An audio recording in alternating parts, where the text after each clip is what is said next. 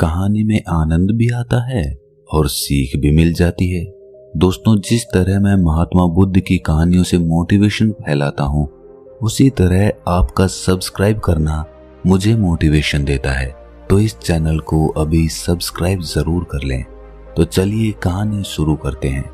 एक बार महात्मा बुद्ध अपने शिष्यों के साथ कहीं जा रहे थे।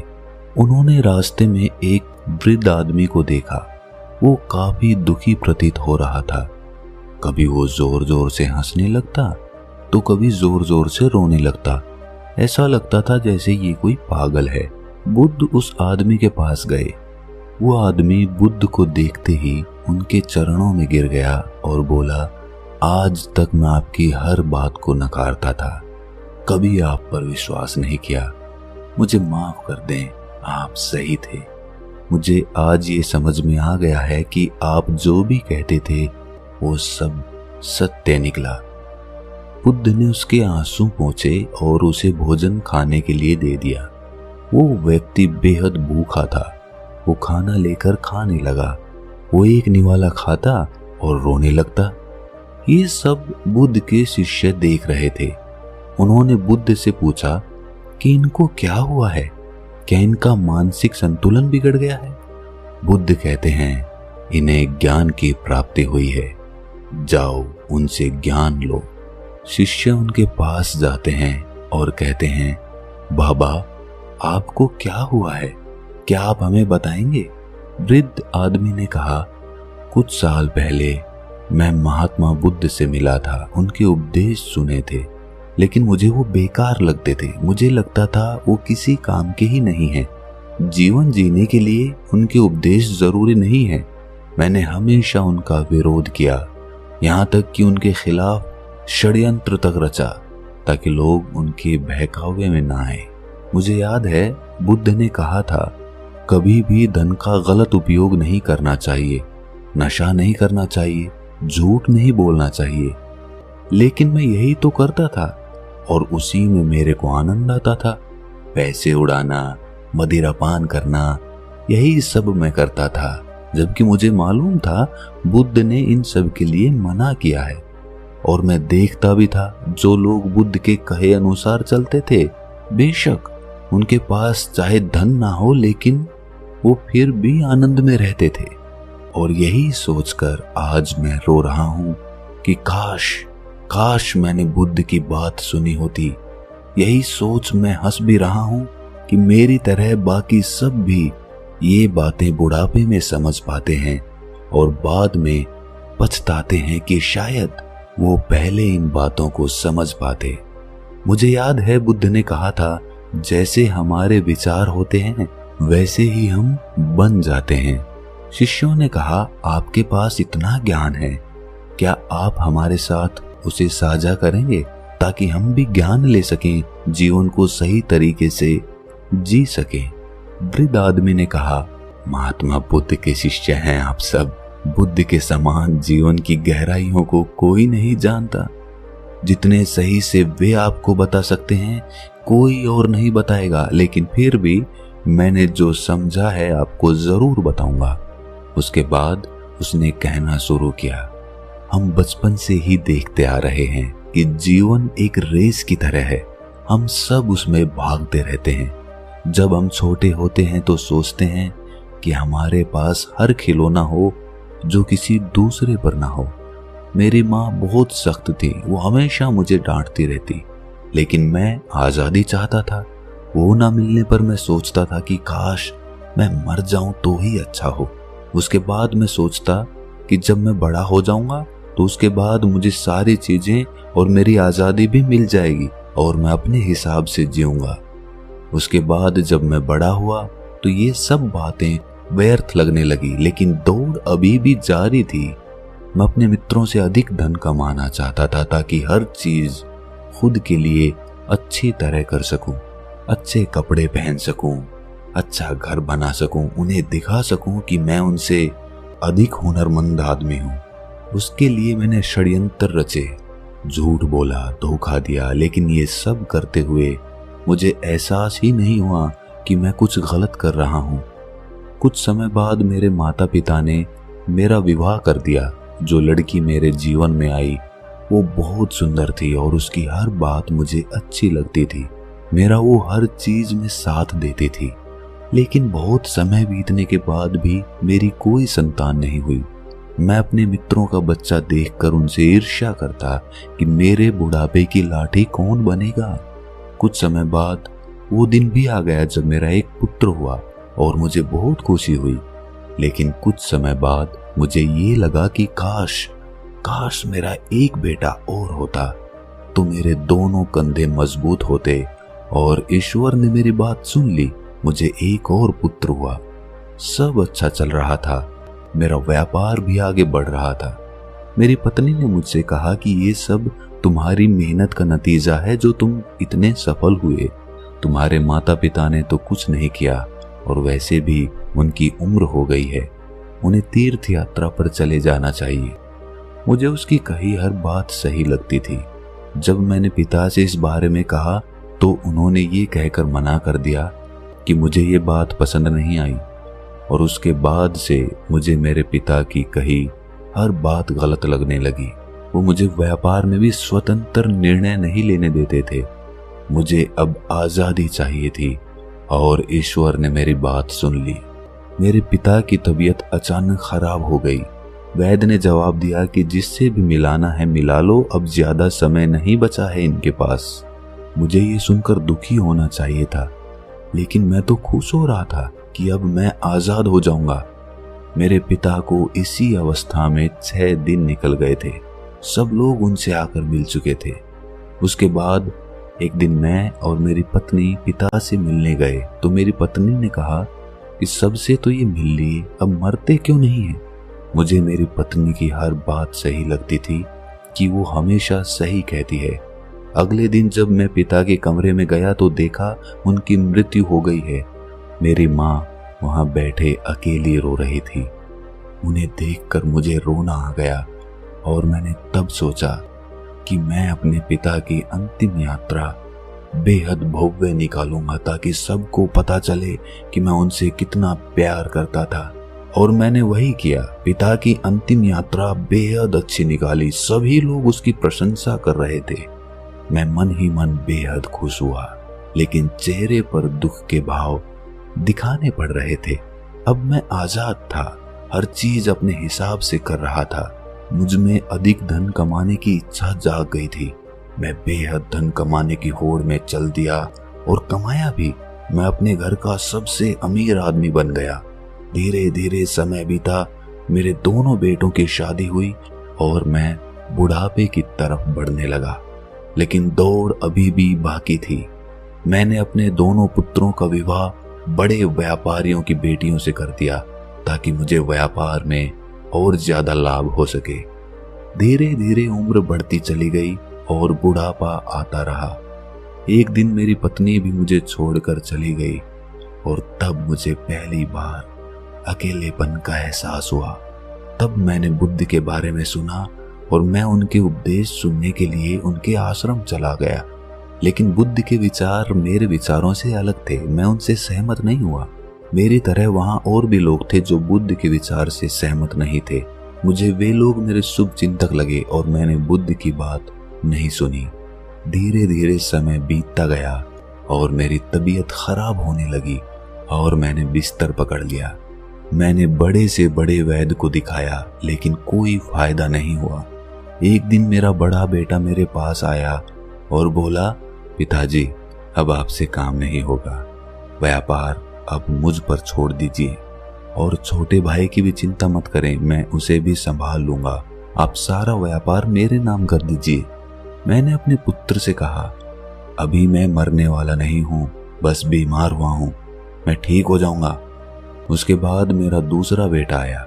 उसने कहा, पिताजी बड़ा भाई नशा करता है, आप तो जानते ही हैं, आप सब मेरे नाम कर दें, मैं आपकी तरह ही इसे आगे लेकर जाऊंगा।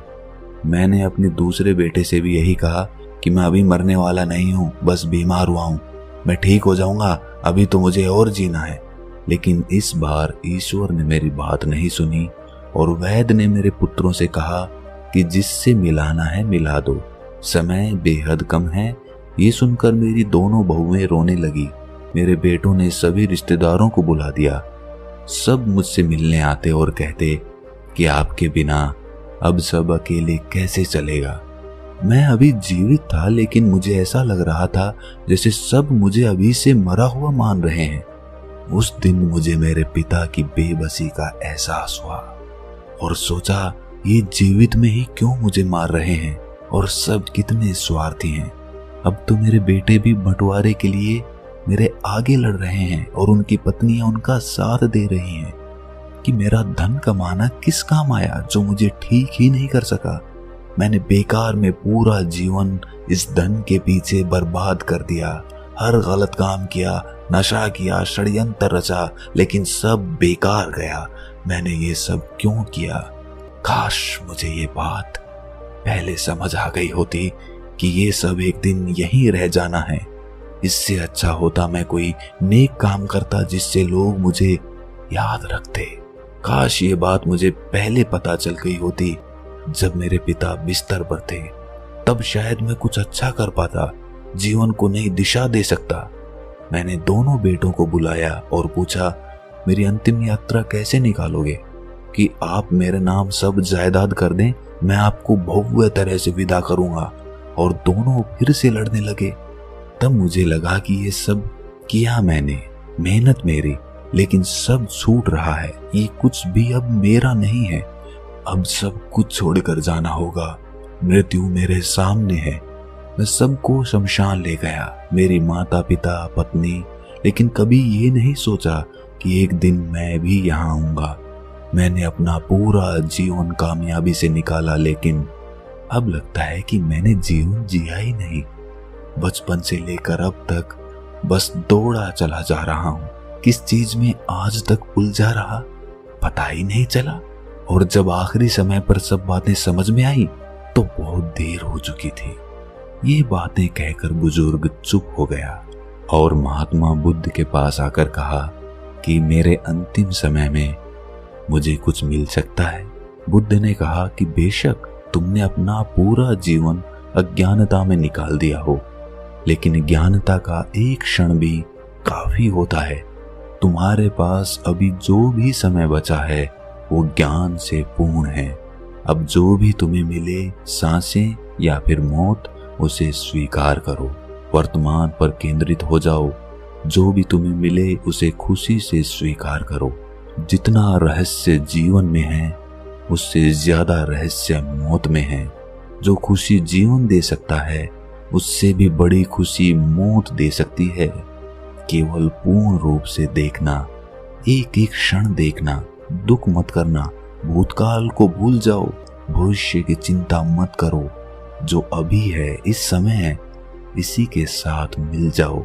जो जागृति तुम्हारे अंदर आई है वही जागृति, यही ज्ञान तुम्हारी सहायता करेगा। दोस्तों, अगर ये कहानी आपको अच्छी लगी तो इसे अपने मित्रों, रिश्तेदारों और प्रियजनों के साथ साझा जरूर करें और इस चैनल को सब्सक्राइब करना ना भूलें और नोटिफिकेशन बेल को प्रेस कर लें ताकि हम जब भी कोई कहानी डालें तो आपको तुरंत पता चल जाए। तो मिलते हैं अगली कहानी में। तब तक के लिए अपना ख्याल रखें। कहानियों से ज्ञान भी मिल जाता है और हम बोर भी नहीं होते। दोस्तों, जिस तरह मैं महात्मा बुद्ध की कहानियों से आप सबको मोटिवेट करता हूँ, वैसे ही आपका सिर्फ सब्सक्राइब करना मुझे मोटिवेट कर देता है। तो इस चैनल को सब्सक्राइब जरूर कर लें। अक्सर हम सबके मन में एक ख्याल उठा होगा कि जब हम किसी का बुरा करते ही नहीं है तो हमारे साथ बुरा क्यों होता है। हमने तो आज तक सभी का अच्छा किया, सभी के बारे में अच्छा सोचा, हर किसी की मदद की, लेकिन फिर भी हमारे साथ बुरा क्यों होता है। परमात्मा की ऐसी कौन सी व्यवस्था है जो कर्म निर्धारित करती है। तो आज की इस वीडियो में हम इसी टॉपिक पर चर्चा करने वाले हैं। इस टॉपिक को ध्यान लगाकर सुनेंगे तो आपका कर्मों के बारे में सारा कंफ्यूजन दूर हो जाएगा। बुद्ध कहते हैं कि एक पल में एक दिन को बदला जा सकता है और एक दिन में एक जीवन को बदला जा सकता है और एक जीवन इस दुनिया को बदल सकता है। अगर आपके पास खाने के लिए भोजन है और सोचने के लिए समय है कि आप कौन हैं, क्या हैं और ये जीवन क्यों जी रहे हैं, तो आप बहुत भाग्यशाली हैं। क्योंकि इस दुनिया में बहुत सारे लोग ऐसे हैं जिनका पूरा जीवन इन्हीं बातों में निकल जाता है कि आने वाले दिन में भोजन की व्यवस्था कहां से होगी। शाम को सुबह के भोजन के बारे में सोचते हैं और सुबह शाम के भोजन के बारे में सोचते हैं। उनकी जिंदगी इसी अंतराल में गुजर जाती है। आज हम अपनी चर्चा एक प्रश्न से शुरू करते हैं कि यदि हम बुद्ध के बताए जीवन मार्ग पर चलते हैं, तब हमें ना तो सुख का पता चलेगा और ना ही किसी के जाने का एहसास होगा। तो इस प्रकार के जीवन का क्या फायदा रह जाता है? और अगर हम भिक्षु बन जाएं और इस संसार की सभी चीजों को त्याग दें, तब हमें क्या प्राप्त होगा? हमारी अपनी मंजिल क्या होगी? इस दुनिया में बहुत से लोग अपने जीवन से बहुत प्रेम करते हैं, जबकि वो अपने जीवन को जानते तक नहीं है, फिर भी अपनी चलती हुई सांसों को संभाल कर रखना चाहते हैं। सबको यही डर होता है कि ये सांसें कहीं थम ना जाएं। जीवन बहुत विशाल और अनंत है, लेकिन जिस जीवन को आप जानते हैं वो बहुत छोटा सा है।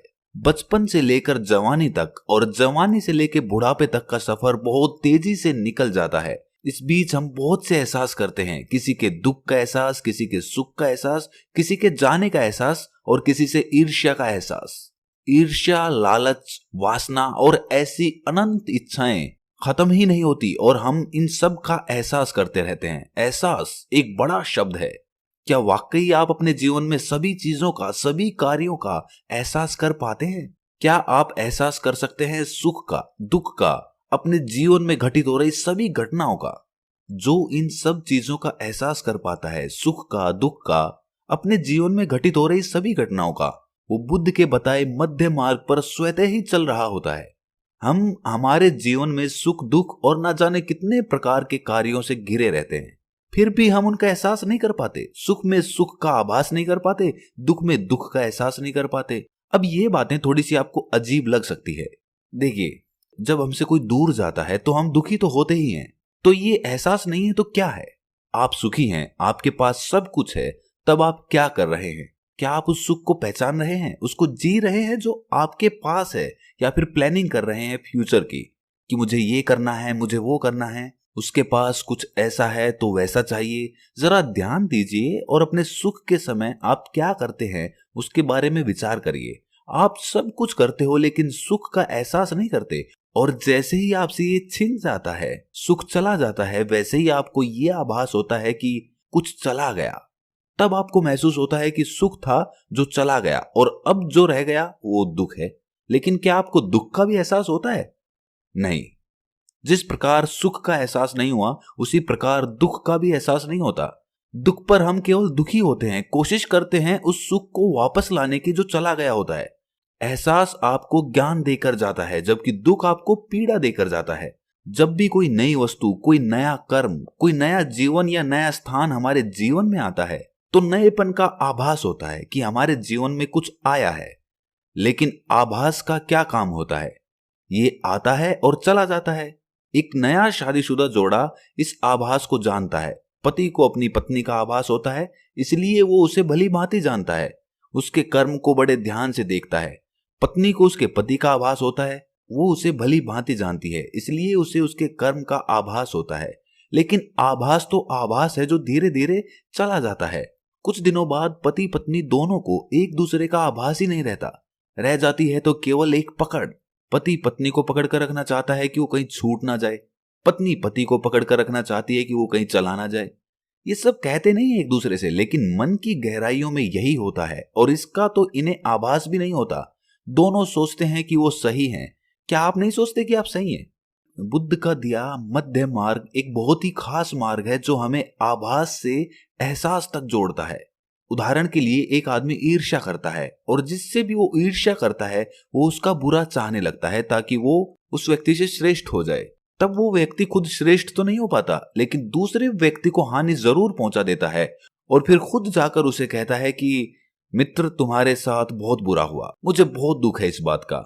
लेकिन अंदर ही अंदर ये व्यक्ति बहुत खुश होता है, जबकि इसमें उसका अपना कोई फायदा नहीं है, लेकिन फिर भी उसे खुशी मिलती है।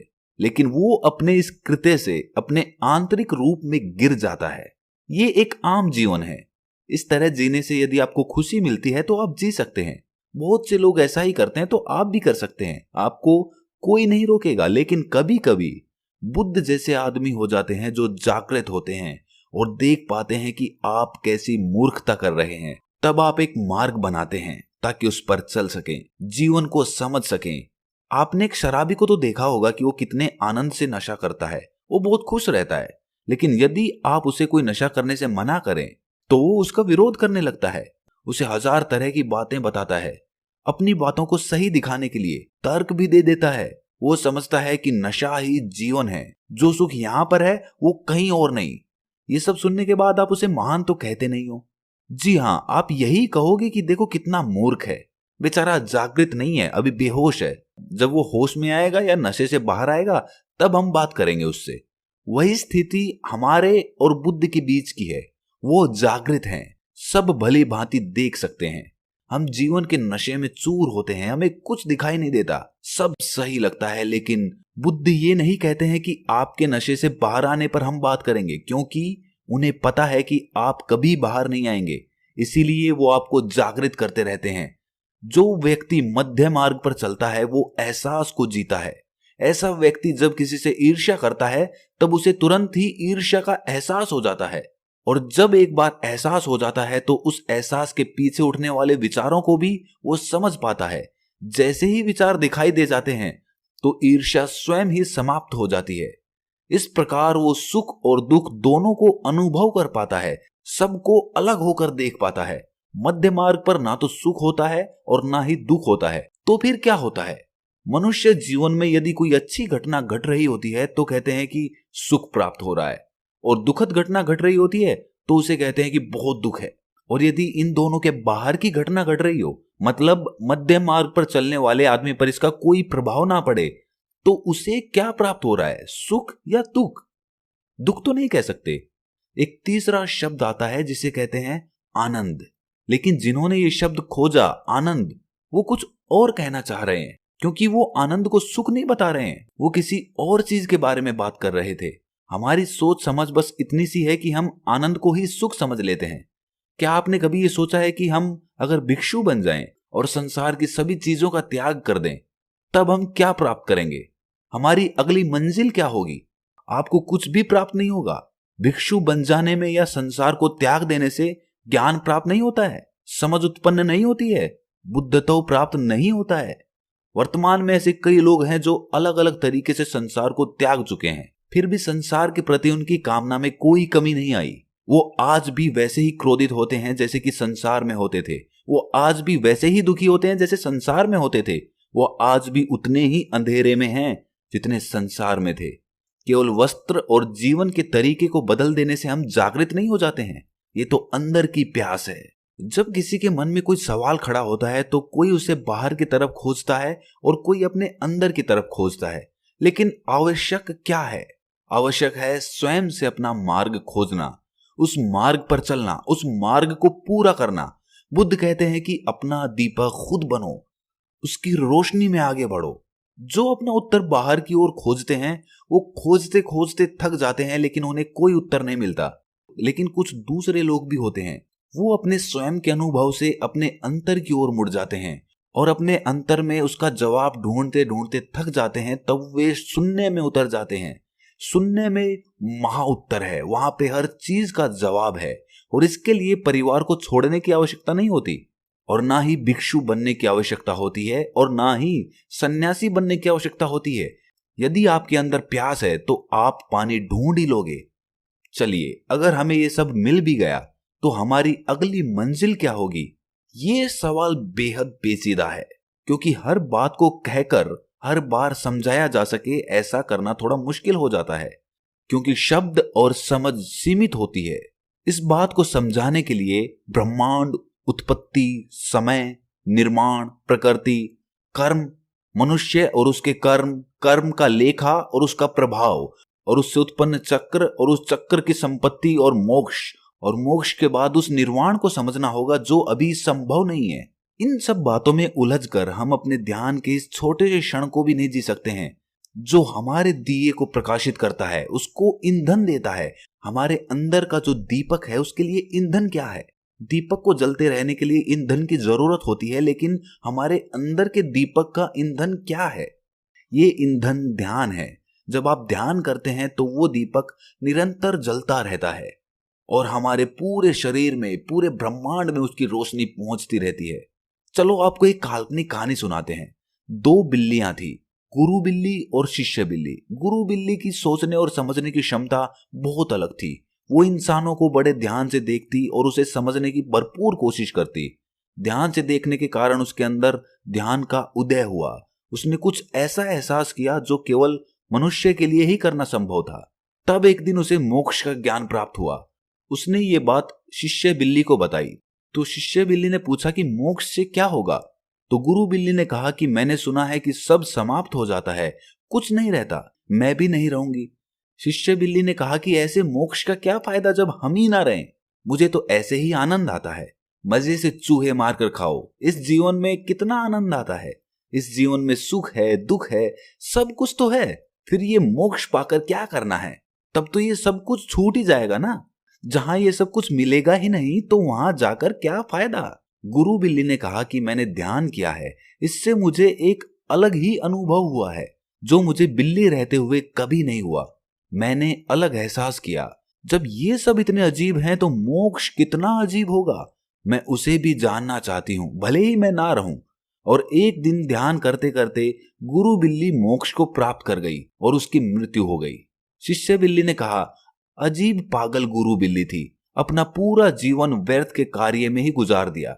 बिल्ली की ऊर्जा जो उसके शरीर से निकली थी वो प्रकृति के हाथ में आई और प्रकृति ने उसकी ऊर्जा को पढ़ा और देखा कि इसमें इतना इंसानी एहसास कैसे आया।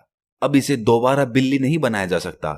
अतः उसे बिल्ली होने से मोक्ष मिला और उसे इंसानों के रूप में जन्म मिला। और फिर वो दोबारा उस घर में आई जहां उसने बिल्ली बनकर अपना जीवन बिताया था। और उस घर में अभी भी वो शिष्य बिल्ली चूहे पकड़ रही थी। आप सोच रहे हैं कि वो बिल्ली जन्म लेकर वापस आई, लेकिन वो बिल्ली नहीं रही थी, अब वो इंसान बन चुकी थी, उसे मोक्ष मिल चुका था।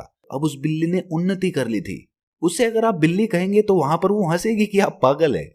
तो मोक्ष के ऊपर वाली स्थिति हम कभी नहीं समझ सकते जब तक हम ध्यान में नहीं उतरेंगे। तब तक हमें ऐसा ही लगेगा जैसा उस बिल्ली को लग रहा था कि मोक्ष पाकर क्या मिलेगा। तो इस चर्चा को हम यहीं पर समाप्त करते हैं। अगर ये चर्चा आपको पसंद आई तो इसे सब्सक्राइब जरूर कर दें और इस वीडियो को अपने रिश्तेदारों, अपने मित्रों और जो भी मोक्ष प्राप्त करना चाहता है उसके साथ साझा जरूर करें। तो मिलते हैं अगली वीडियो में, तब तक के लिए अपना ख्याल रखें।